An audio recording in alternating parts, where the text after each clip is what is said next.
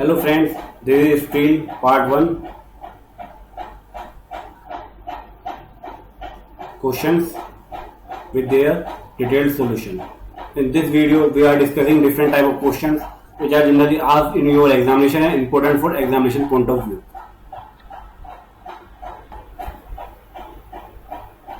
This is our website www.everexam.com.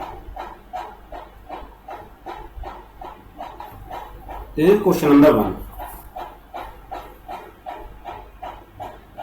The heaviest eye section for same depth. मतलब same depth के लिए जो heaviest I section होगा वो इनमें से इन चार ऑप्शंस में से कौन सा होगा. ये क्वेश्चन भी कई बार एग्जामिनेशन में पूछा गया है. आईएसएमबी. पहली बात तो हम समझते हैं इनका मतलब क्या होता है. आईएसएमबी का मतलब होता है इंडियन स्टैंडर्ड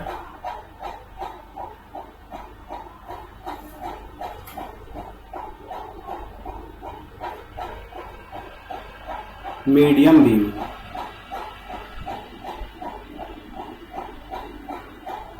सिमिलरली आईएसएलबी का मतलब होता है Indian standard light beam.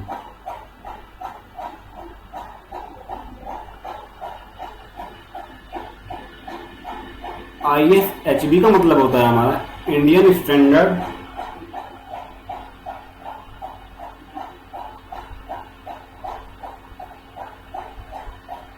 Heavy weight beam.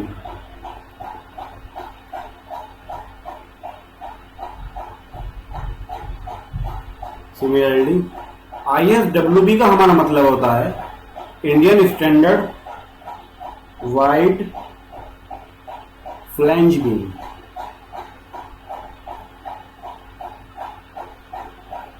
ये आपसे नाम भी पूछ सकता है जैसे आपसे एग्जाम में कि भाई इनका क्या नाम होता है, इसलिए इन नाम को रिमेंबर रखिएगा.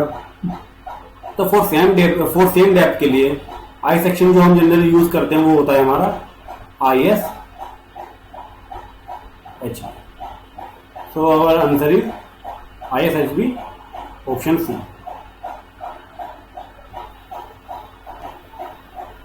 This is question number 2. In case of single angle intention connected by one leg only. क्या मतलब है इस बात का भाई single angle connected by one leg only. The net area as पर IS 800 2007. जैसे मान लो ये आपकी कोई गलत प्लेट है. गलत प्लेट वो प्लेट होती है जिसपे कई सारे मेंबर कनेक्टेड होते हैं. जैसे मान लो ये कोई प्लेट है इस तरीके से, इस पे कई सारे मेंबर इस तरीके से कनेक्टेड हो. तो ये जो प्लेट है इसे बोलते हैं गलत प्लेट. ओके, तो उसके लिए क्या होता है. पहली बात तो जो टेंशन मेंबर जो होते हैं उनमें हम जो जनरली हम वर्क करते हैं टेंशन मेंबर केस में वो हम करते हैं नेट एरिया पे, जिसकी वजह से इसमें नो स्टेबिलिटी प्रॉब्लम अकर.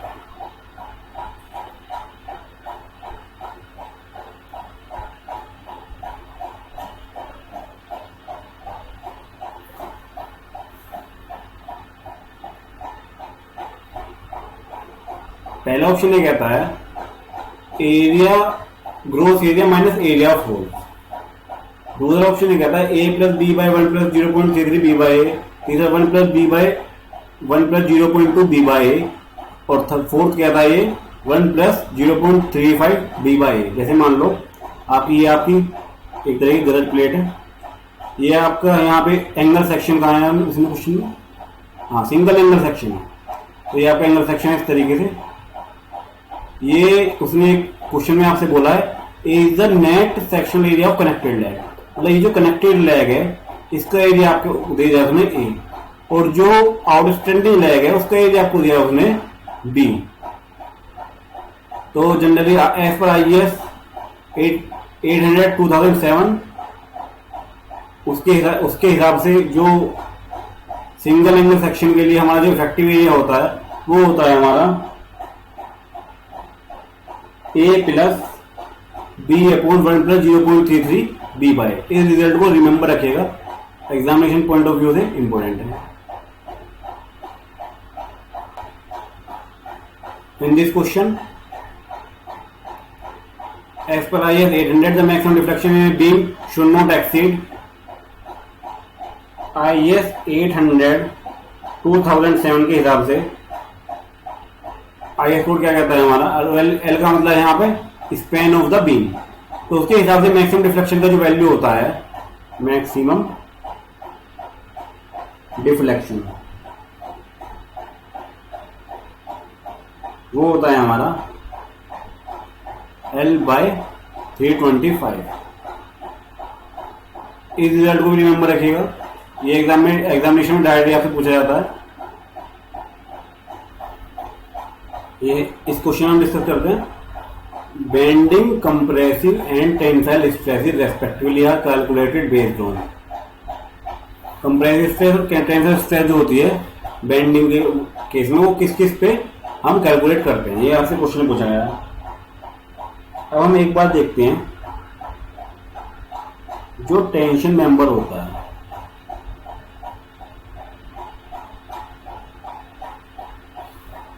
उसमें कौन सा एरिया इफेक्टिव होता है आपका, पिछले क्वेश्चन में डिस्कस किया था हमने, नेट एरिया इज इफेक्टिव।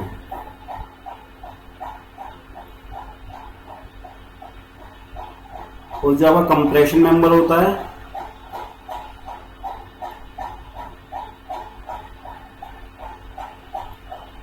उसमें होता है हमारा gross area effective.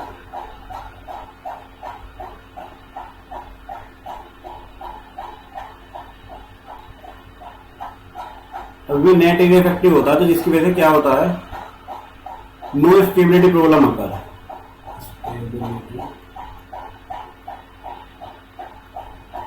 In tension member, लेकिन जो कंप्रेशन मेंबर की अगर हम बात करते हैं तो ग्रोस एरिया इफेक्टिव होने की वजह से इसमें स्टेबिलिटी प्रॉब्लम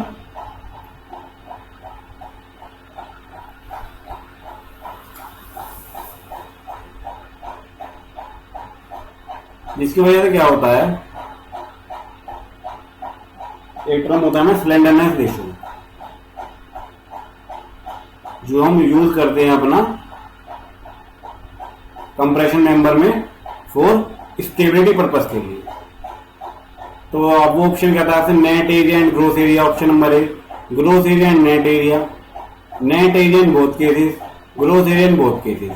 तो पहले हमने पूछा कंप्रेसिव, कंप्रेसिव में हमने क्या डिस्कस किया है, ग्रोस एरिया इफेक्टिव मतलब ग्रोस एरिया ये होता है, ये होता है।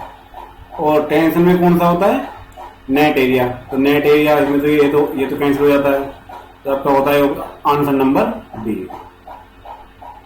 तो आपका आंसर नंबर बी होता है आपका करेक्ट। अब हम इस क्वेश्चन के बारे में डिस्कस करते हैं। If the thickness of thinnest outside plate is 10 mm,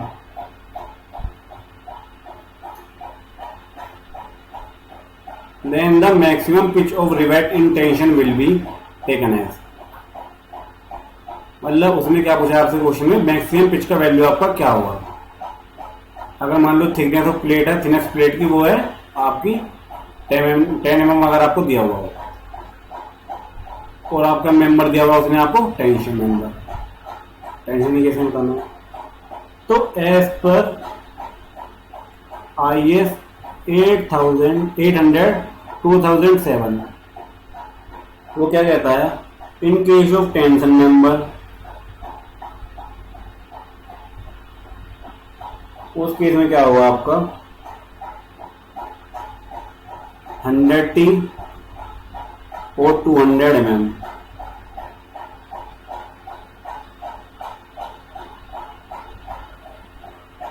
whichever is lesser in case of tension member case में। T is the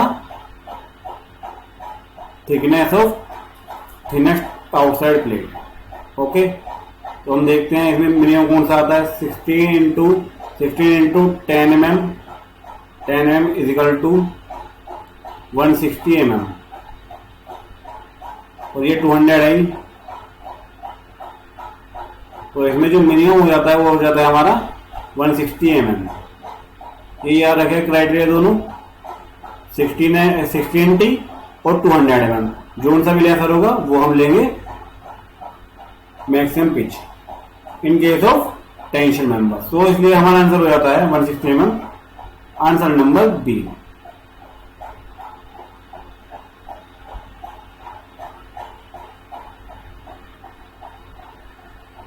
लेकिन अगर मान लो आपको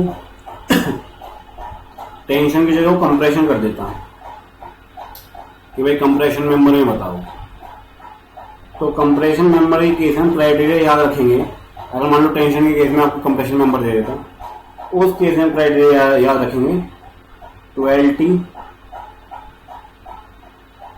और 200। वहां पे तो टेंशन में तो 16T था, यहाँ 12T और 200, विच एवर इज लेसर। मतलब इन 12T और 200 mm में जो भी लेसर वैल्यू होगी वो हम ले लेंगे आपकी maximum pitch in case of compression member. ये 200। Okay, in a gazetted base when the end of column is machined for complete bearing on the base plate। मतलब मान लो ये कोई बेस प्लेट है और इस तरीके से मेंबर्स इस पे डायरेक्टली आए हुए हैं, यहाँ पर डायरेक्टली से क्लिक किया हुआ है इस तरीके से by welding welding. Then the axial load is assumed to be transfer to base plate. तो जो एक्सियल लोड मान लो, जैसे मान लो ऊपर से कोई लोड आ रहा है, ठीक मान लेते हैं, तो वो जो एक्सियल लोड होगा वो किस तरीके से किस रेशो में ट्रांसफर होगा, ठीक है। तो फुली मतलब इसमें दोनों का इक्वल प्रोपोर्शन होगा। एक तो डायरेक्टली ट्रांसफर हो जाएगा एक्सियल लोड और थ्रू दीज मेंबर्स। तो अब fully by direct bearing, fully through fastening, 50% by direct bearing, 50% through fastening, 75% by direct bearing और 25% थ्रू फास्टनिंग। तो जब इक्वली परसेंटेज हुआ तो इसलिए आपका ये परसेंटेज आंसर हो जाता है आपका answer number C, 50% by direct bearing and 50% through fastening. अब ये क्वेश्चन है, when the axis of load lies in plane of rivet group, then the rivet are subjected to only shear stress, only tensile stress, A and B। ये B आया है, A and B both shear stress and tensile stress, then of the above। पहली बात तो हम इसके लिए एक बेसिक कंसेप्ट समझते हैं, ये क्या कहना चाह रहा है क्वेश्चन। मान लो ये आपको मेंबर इस तरीके से और इस तरीके से इससे लेट कनेक्ट, ये यहाँ पे आपको रिवेट लगे हुए हैं आपकी ऐसे। मान लो ये यहाँ पे लोड लग रहा है आपका P। अब क्या होगा, इनका जो CG होगा वो यहाँ लाई करेगा कुछ यहाँ पर।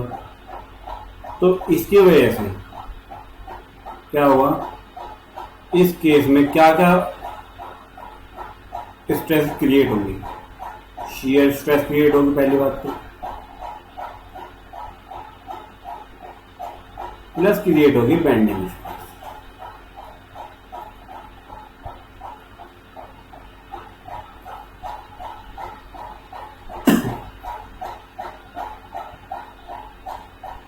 जैसे ये समझते हैं हम जरा थोड़ा,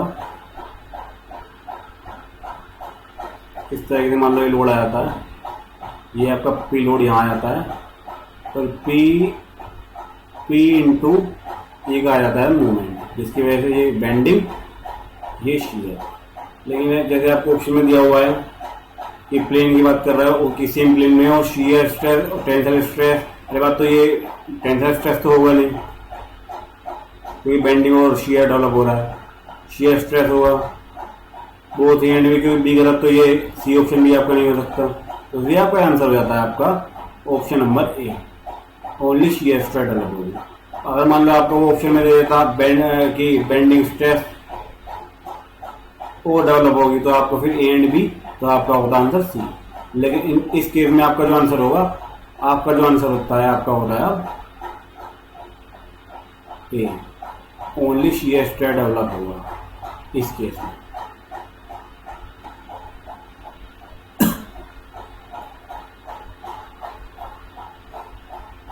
when the axis of load lies in the plane of rivet group, the most heavily loaded rivet will be the one which is at which maximum distance from CG of the rivet group is at minimum distance from CG of the rivet group. Give the maximum angle between the two face FE and FM. Give the minimum angle between the two forces FE and FM. FE का मतलब है load shared by each rivet group due to axial load. FM का मतलब है movement की वजह से। मतलब जैसे हम अपना जो पहले वाला क्वेश्चन था मैंने डिस्कस किया था, दो तरीके से स्ट्रेस डेवलप होती है, शेयर की वजह से और बेंडिंग की वजह से। जैसे मान लो हमने इस तरीके का क्वेश्चन बनाया था हमने, जैसे मान लो लोड आ रहा था, पी का CG ये था, इस पे एक तो लोड P की वजह से और एक P इंटू E की वजह से। तो अब यहाँ पे अगर मान लो पहले वाले क्वेश्चन के बिहाफ पे हम काम करें तो जो FA का वैल्यू होगा एक्सियल लोड के हिसाब से, जैसे केस है इसमें, वो कैसे कैलकुलेट होगा, वो होगा P डिवाइडेड बाय जो भी हमारा लोड आ रहा है upon total number of bolts और rivets N।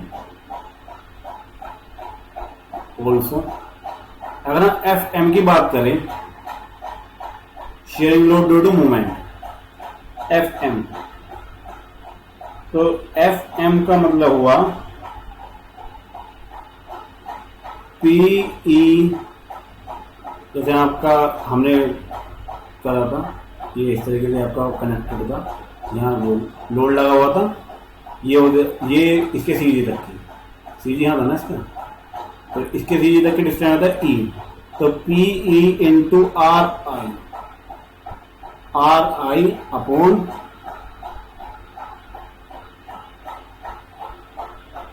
Summation R square.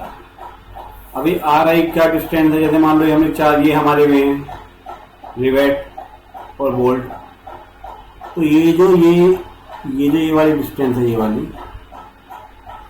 ये है हमारी R या तो बोल्ट जितने बोल्ट होंगे, ये वाली डिस्टेंस ये टेंजेंशियल टाइप की डिस्टेंस है, स्लैंट टाइप की, ये हमारी R। भले यार मान लो यहाँ होता तो इस बोल्ट के लिए हो जाती है ये वाली रेडियस R, इस बोल्ट के लिए ये, इस बोल्ट के लिए R, ये इस बोल्ट के लिए R है।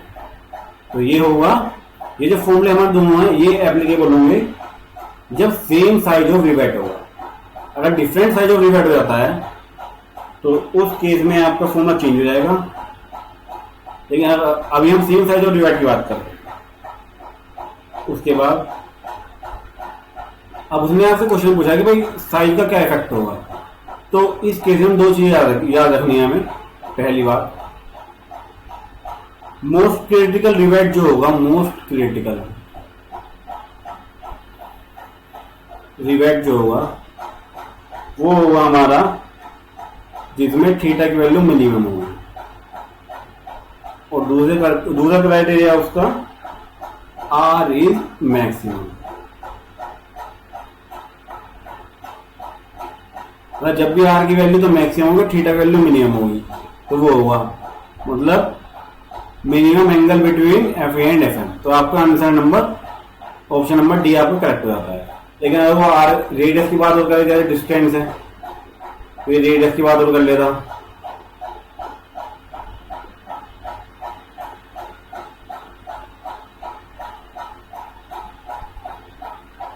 तो उस केस में हमें जैसे उसने ऑप्शन नंबर ए में कहा हुआ है कि maximum distance from CG of the rivet group, मतलब रिवेट ग्रुप से मैक्सिमम डिस्टेंस पर होगा, लेकिन उस केस में हमें चेक करना पड़ेगा।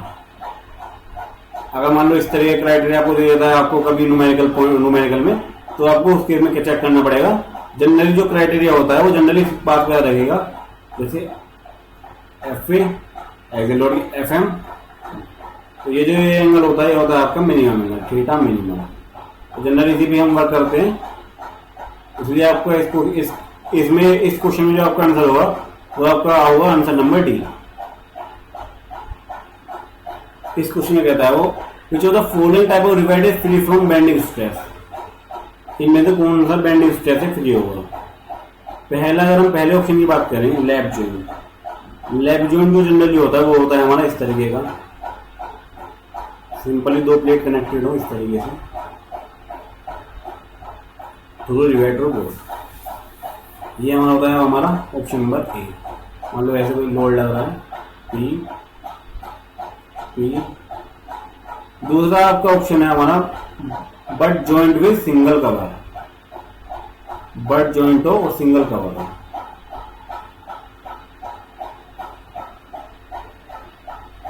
Single cover plate and butt joint, ये इस तरीके से हमने यहाँ कनेक्ट कर दिया है। इसी वजह से लोड लग रहा है पी पी। थर्ड ऑप्शन आपका कहता है but joint with double cover, butt joint with double cover.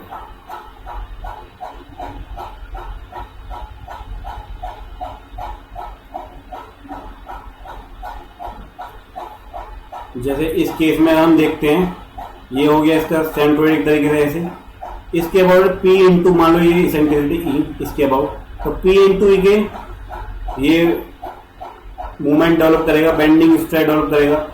P into ई के हिसाब से ये बेंडिंग स्ट्रेस डेवलप करेगा। इस केस में अगर हम बात करें, ये हो जाता है मिड। इसके अबाउट ये दोनों लोड पी इंटू ई के हिसाब से बेंडिंग स्ट्रेस डेवलप करेगा अबाउट दिस सेक्शन। इसे एक्स सेक्शन मान लेते हैं। पी इंटू ई के बिहाफ से पी इंटू ई की बेंडिंग स्ट्रेस डेवलप होगा। लेकिन अगर हम इसकी बात करें तो ये इसका अगर सेक्शन में हम मान दे तो यहाँ पे होगा मिड में बिल्कुल, और ये मिड में लोड लगा हुआ है, तो ये दोनों तरफ no bending stress develop in this case double cover butt joint. इसलिए आपको उसने पूछा भी है कि भाई कौन सा फ्री होगा बेंडिंग स्ट्रेस से, इसलिए आपका आंसर हो जाता है आपका answer number C, double butt joint with double cover plates. As पर IS 800/2007 क्या कहता है, वो कहता है D dash diameter of hole वो बराबर होगा डी प्लस 1.5 mm का। तो क्वेश्चन में क्या पूछा था, the difference between growth diameter and nominal diameter, मतलब ग्रोथ डायमीटर एक तरह की डायमीटर ऑफ होल मान जो कि डी डैश है हमारा। 4 divide up to 25 mm diameter तक बताना है कितना होता है डिफरेंस, मतलब डी डैश माइनस डी का वैल्यू उसने में से पूछा है अप टू 25 mm तक। तो वो IS कोड क्या रिकमेंड करता है, वो कहता है कि डी प्लस 1.5 डी डैश के लिए डी प्लस 1.5 mm होगी। इसके लिए 4 डी की वैल्यू अगर 25 mm से कम हो तो उसके बराबर है। तो डी डैश माइनस डी की वैल्यू हम निकालेंगे, इसे इधर ले जाइए तो ये बच जाता है आपका 1.5 mm। तो इसलिए आपका आंसर होता है ऑप्शन नंबर बी 1.5 mm। ये भी नहीं होगा, ये भी नहीं, ऑप्शन नंबर बी आपका होगा इसमें, इस केस में करेक्ट आंसर। लेकिन अगर मान लो इसी क्वेश्चन को थोड़ा घुमा के पूछ लेता है, वो पूछ लेता है कि भाई 25 mm से अबाउ डायमीटर कोई दे देता है, जैसे मान लो 30 mm 38 mm दे देता है आपको, तो उस केस में हम करेंगे क्या, उस केस में होता है डी डैश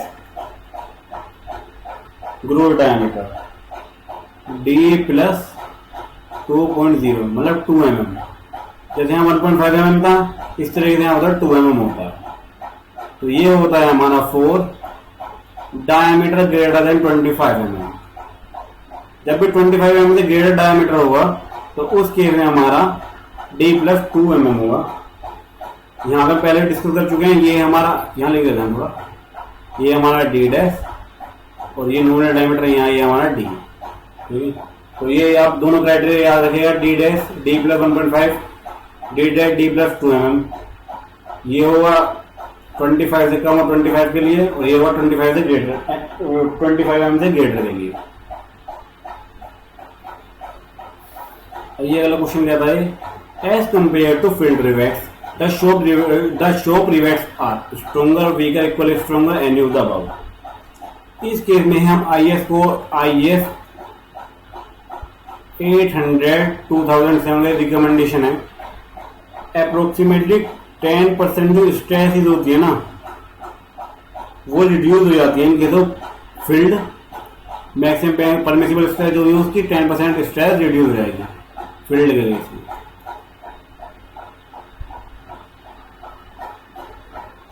तो जब फील्ड में 10% स्ट्रेस कम रहेगी, तो उस केस में जो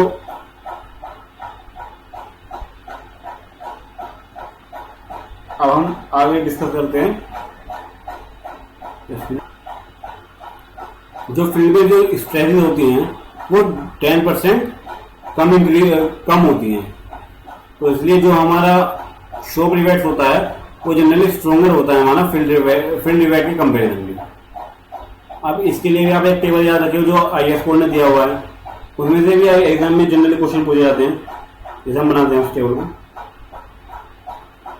पावर ड्रिवन, यह टेबल याद रखिएगा, एग्जाम में पूछते हैं question. Shock rivets,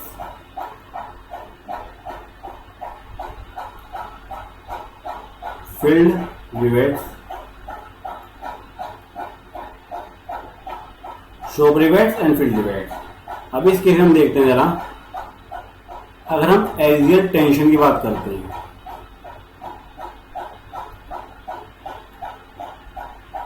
sigma 80 MPa, मतलब न्यूटन पर मिलीमीटर स्क्वायर होता है। शॉक रिवेट के केस में इसका वैल्यू होता है 100 MPa, फील्ड के केस में होता है 90 MPa, मतलब 190 मतलब 10% स्ट्रेच जो होती है वो रिड्यूस हो जाती है फील्ड के केस में। अगर हम बात करते हैं हम शीयर की, शीयर के केस में देखते हैं हम, ये भी MPa में है, इसकी वैल्यू भी 100 और 90 होती है, शॉक और फील्ड के केस में 10% रिड्यूस होती है। और अगर हम बात करें बियरिंग के केस में, ये भी MPa में ही है, इसकी वैल्यू होती है शॉक के केस में 300 MPa और इसकी वैल्यू होती है फील्ड के केस में 270 MPa, मतलब अप्रोक्सीमेटली 10% जो मैक्सिमम परमिसिबल स्ट्रेस का 10% स्ट्रेस आर रिड्यूस्ड। तो इसलिए आपका जो आंसर है, आपका आंसर हो जाता है आपका, मतलब shop rivets are stronger as compare to field rivets. Answer number A. ये क्वेश्चन कहता है, if the thickness of plate to be connected by rivet is 16 mm, then suitable size of rivet as per Unwin's formula will be. Unwin's formula के हिसाब से हमें size of rivet बताना, मतलब D एक तरीके से साइज ऑफ रिवेट।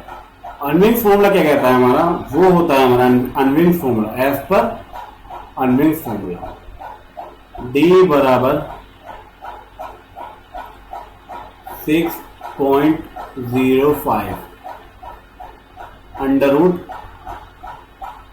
TMM, मतलब T thickness of thinnest plate in millimetre, ठीक है ना। तो वो thickness of plate to be connected by rivet 60 mm, यही है। तो अब इसके लिए वैल्यू पुट कर देते हैं हम, D बराबर 6.05 अंडर रूट 16। ये आपका अप्रोक्सीमेटली आपका ये आंसर आता है 24.2 mm, अप्रोक्सीमेटली 24 mm। ये आपका आंसर हो जाता है आपका answer number C. By providing sufficient a distance which of the following field of the rivet joint can be avoided, मतलब ए डिस्टेंस सफिशिएंट प्रोवाइड करनी हुई है। जैसे मान लो ये दो प्लेट कनेक्टेड है हमारी इस तरीके से, ये सफिशिएंट ए डिस्टेंस ये प्रोवाइड करने की वजह से कौन सा फील्ड है, जैसे मान लो हमने लोड लगा हुआ पी का, तो उस केस में कौन सा फेलियर हमारा अवॉइड कर जाते हैं अगर हम सफिशिएंट डिस्टेंस प्रोवाइड करें तो। Tension failure of the plate, share failure of the plate और क्रशिंग फेलियर। ये शेयर फेलियर जो हमारा ये रिवेट में बता रहा है और ये ऑप्शन में दिया हुआ प्लेट में, तो इसमें थोड़ा कंफ्यूजन है, रिमेंबर रखिएगा प्लेट में है रिवेट में, तो इनमें जल्दीबाजी नहीं करना। अब हम देखते हैं ऐसा होता क्यों है।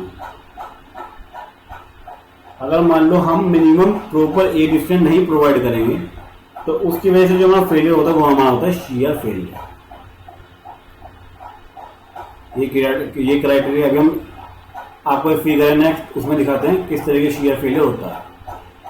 उसके क्राइटेरिया जो IS 800 2007 ने दिया हुआ है, minimum age oblique and distance, वो होता है हमारा 1.7 डी नोट और 1.5 डी नोट, ये 7 है हमारा। 1.7 डी नोट होता है अगर हम हैंड से कट कर रहे हैं तो हैंड कटिंग। 1.5 डी नोट होता है हमारा अगर हम मशीन से कट कर रहे हैं, जैसे हम प्लेट को मशीन से कट कर रहे हैं तो 1.5, हैंड से कट रहे हैं 1.7 डी नोट। डी नोट है इधर हमारा डायमीटर ऑफ होल, होल का डायमीटर, या फिर हमारा हम कह सकते हैं हमारा ग्रोथ डायमीटर, कुछ ही बोल सकते हैं होल डायमीटर और ग्रोथ डायमीटर। अब इसे हम जो हमारा ये मिनिमम डिस्टेंस की वजह से जो फेलियर हो रहा है शियर फेलियर, इसे हम वीडियो एक फिगर में देखते हैं जरा।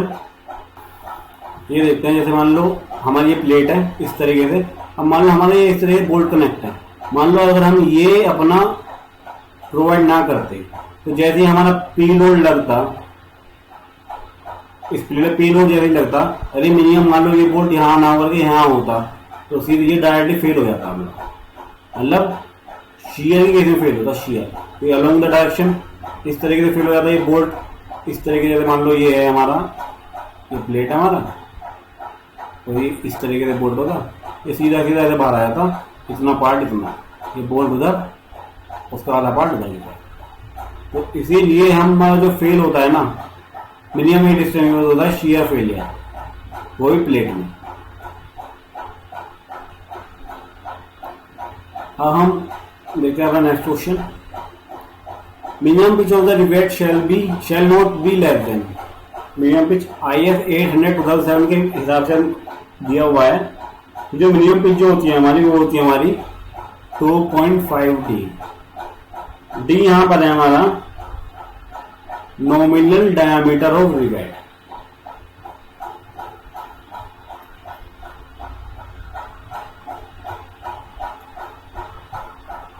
ये तो होगी हमारी मिनिमम पिच की बात। अगर मान लो आपसे कभी एग्जाम में पूछ लेता है मैक्सिमम पिच, इधर लिख देते हैं मैक्सिमम पिच।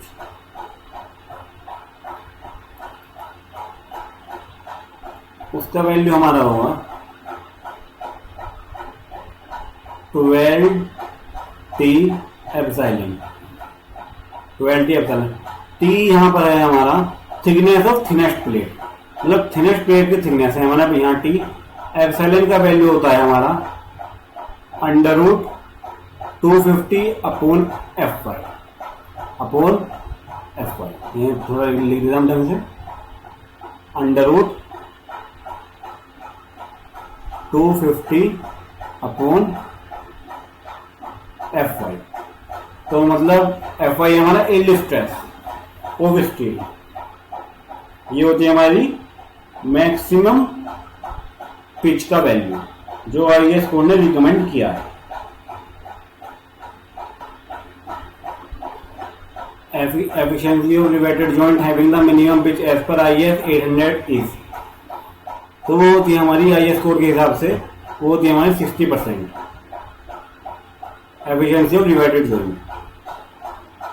अब हम देखते हैं ये हम जनरली कैलकुलेट कैसे करते हैं। मान लो कभी आपसे फॉर्मूले बेस में क्वेश्चन बना के पूछ ले तो वे किस तरह कैलकुलेट करोगे, तो एफिशिएंसी जो हमारी होती है रिवेटेड जॉइंट के केस में वो हमारी होती है हमारी मिनिमम वैल्यू ऑफ शीयरिंग में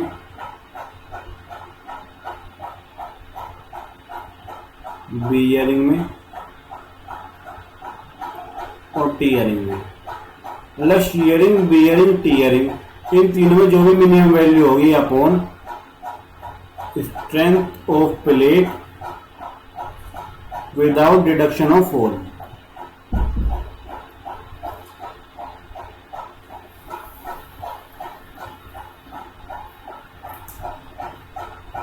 तो 100 कर लेंगे क्योंकि एफिशिएंसी है। तो इस तरह से एफिशिएंसी हम कैलकुलेट करते हैं। तो मिनिमम पिच के लिए जो आती है हमारी एफिशिएंसी वो आती है हमारी 60%, जो कि दी हुई है IS 800 2007। Select the correct statement. Material cost of rivet is higher than that of bolt. Tensile strength of bolt is lesser than that of rivet. Bolts are used as temporary fastening, whereas rivet are used as permanent fastening. Rivet is less noisy than bolting. Generally, material cost of rivet is higher than that of bolt. ये statement हमारा wrong है कि material cost जो होती है rivet की वो lower होती है हमारी बोल्ट के कंपेरिजन में. अब tensile strength of bolt is lesser than that of rivet. Tensile strength जो होती है बोल्ट की हमारी वो हायर होती है हमारी एज कंपेरिजन टू रिवेट की कंपेरिजन में. तो आपका ये भी गलत हो जाता है, ये भी गलत हो जाता है. Rivet is less noisy than bolting, ये भी आपका स्टेटमेंट गलत है क्योंकि रिवेट जो होते हैं वो मोर नॉइसी देन बोल्टिंग होते हैं.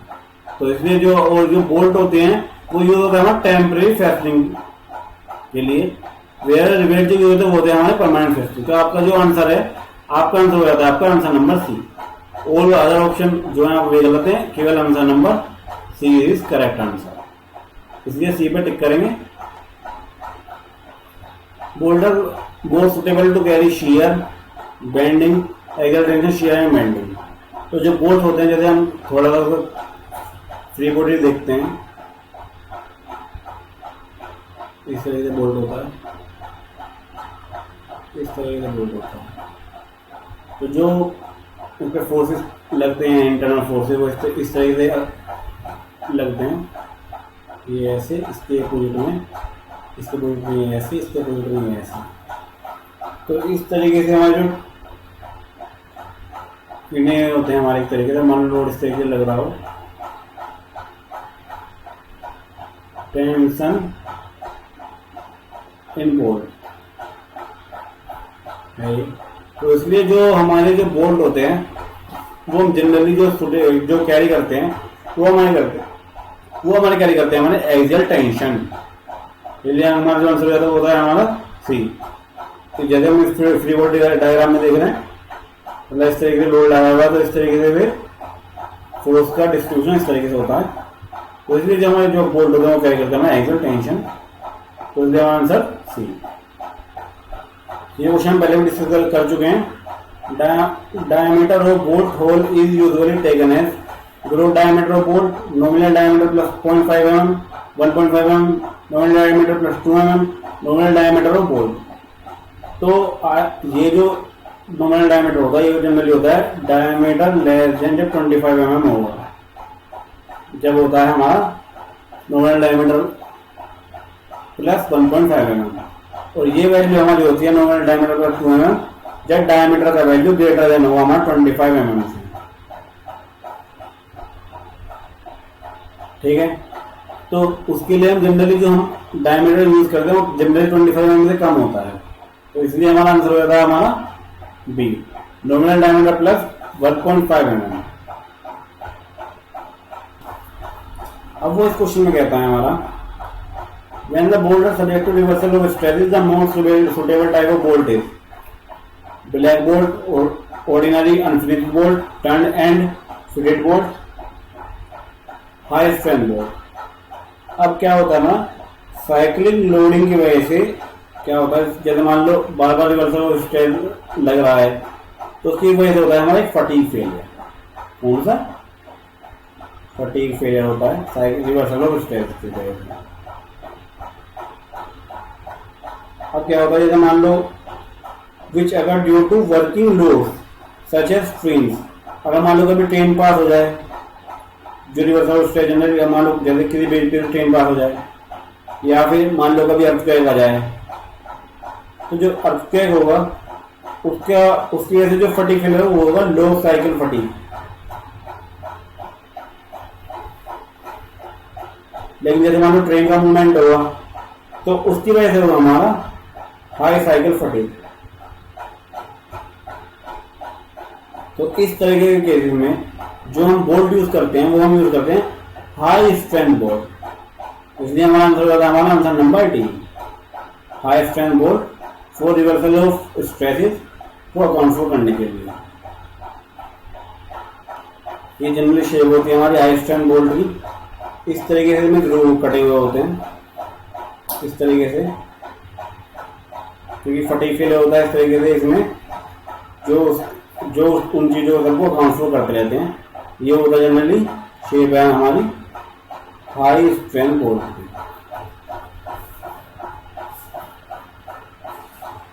यूज होता है जो इस तरीके के बोर्ड रिवर्सल ऑफ स्ट्रेस को अकाउंट फॉर करने के लिए। In the cross sectional of a weld throat is the minimum dimension, average dimension, maximum dimension, none of the above. Weld के केस में जैसे मान लो वेल्ड जो जैसे इस तरीके की होती है प्लेट, वो कनेक्टेड होती है। यहाँ पे वेल्ड आ गया इनमें इस तरीके का वेल्ड आ गया। जैसे मान लो अगर हम देखेंगे अलग से इस तरीके की फिगर आती है इक्विलेटरल ट्रायंगल टाइप की। ये होगा एस एस, और अगर हम इसकी वैल्यू निकालें इस लाइन की तो ये आती है एस बाय रूट 2। तो ये मिनिमम डायमेंशन कौन सी हुई?